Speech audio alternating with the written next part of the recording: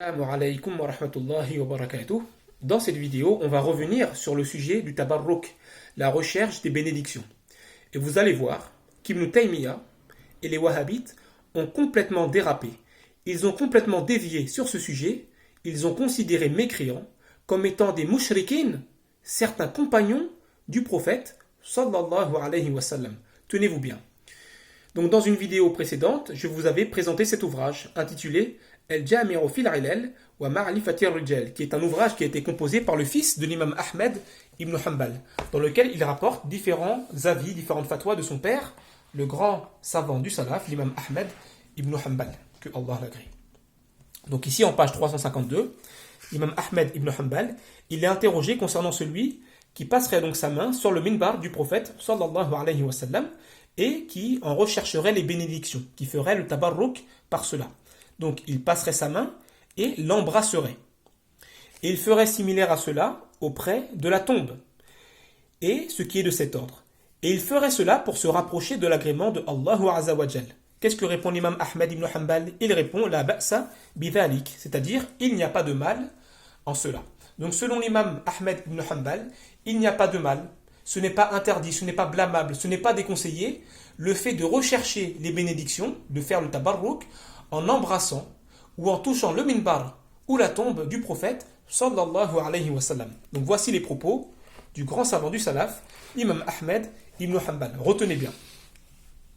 À présent, je vous présente un ouvrage d'Ibn Taymiyyah, la plus grande référence des wahhabites.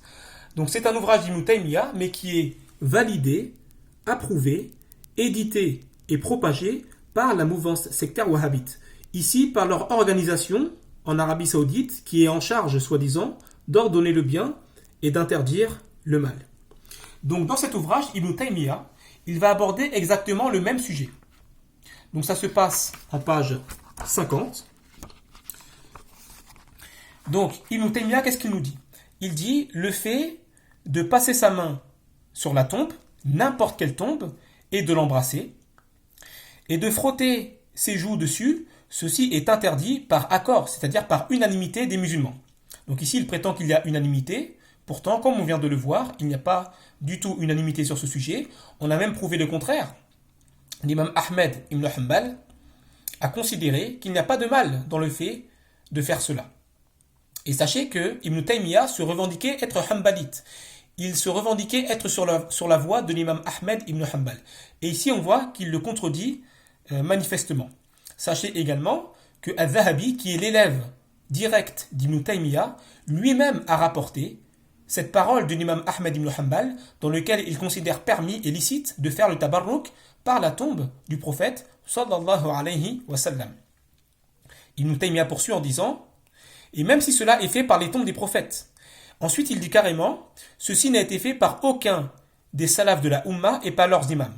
Donc ici, retenez bien, il dit qu'il n'y a aucun salaf, c'est-à-dire musulman des 3 premiers siècles de l'Hégire, qui a réalisé un tel acte. Il s'enfonce, il dérape en disant mais ceci est de shirk, ceci est de l'association de la mécréance. Donc selon Ibn Taymiyyah, le fait de faire le tabarruk, comme par exemple en touchant ou en embrassant la tombe du prophète alayhi salatu wassalam, en frottant ses joues dessus, selon lui, ceci serait du shirk, de la mécréance. Il prétend qu'aucun savant du salaf n'a jamais fait cela. Alors tout d'abord, on a ici mentionné la parole de l'imam Ahmed ibn Hanbal qui considère qu'il n'y a pas de mal dans le fait de faire cela. Donc selon Ibn Taymiyyah et selon les wahhabites, l'imam Ahmed ibn Hanbal ne verrait pas de mal dans le fait de faire du shirk. Selon eux, l'imam Ahmed ibn Hanbal aurait jugé permis, licite, le fait de faire du shirk. Donc selon eux, l'imam Ahmed ibn Hanbal serait un égaré.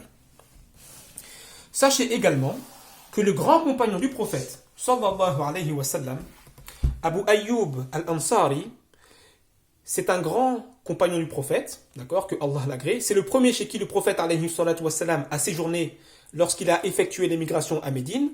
Il est rapporté dans Al-Mustadrak de Al-Hakim que ce grand compagnon a posé son visage sur la tombe du prophète alayhi salatu wa sallam. Et ceci est rapporté avec une chaîne de transmission sahih authentique. Donc selon Ibn Taymiyyah, selon les wahhabites, Abu Ayyub al-Ansari, que Allah l'agrée, le grand compagnon, serait mushrik, serait mécréant, serait complètement égaré. Ce n'est pas tout. Il est rapporté également que Bilal al-Habashi, Bilal ibn Rabah, lui également, il a voyagé de Damas jusqu'à Médine pour visiter la tombe du prophète sallallahu alayhi wa sallam. Et lorsqu'il est arrivé à la tombe du prophète alayhi wa sallam, il a frotté son visage sur la tombe.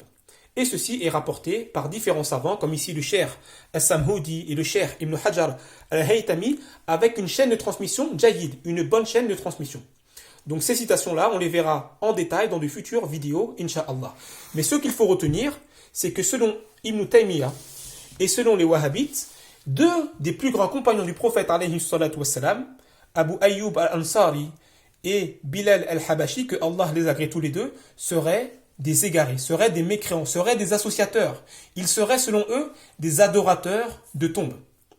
Pourquoi? Parce que Abu Ayyub al-Ansari, il a fait le tabarruk en posant son visage sur la tombe du prophète sallallahu alayhi wa sallam. Selon Ibn Taymiyyah, selon les Wahhabites, ceci est du shirk. Et Bilal al-Habashi, que Allah l'agrée, le mu'adhin du prophète sallallahu alayhi wa sallam, lui également, il a réalisé le tabarruk en frottant son visage sur la tombe du prophète sallallahu alayhi wa sallam. Et selon les Wahhabites, selon Ibn Taymiyyah, cet acte-là est du shirk. Donc selon eux, Bilal al-Habashi, que Allah l'agrée, serait un mushrik, un mécréant, un égaré. Donc voici où mène la croyance des Wahhabites, voici où mène la da'wa, la croyance d'Ibn Taymiyyah.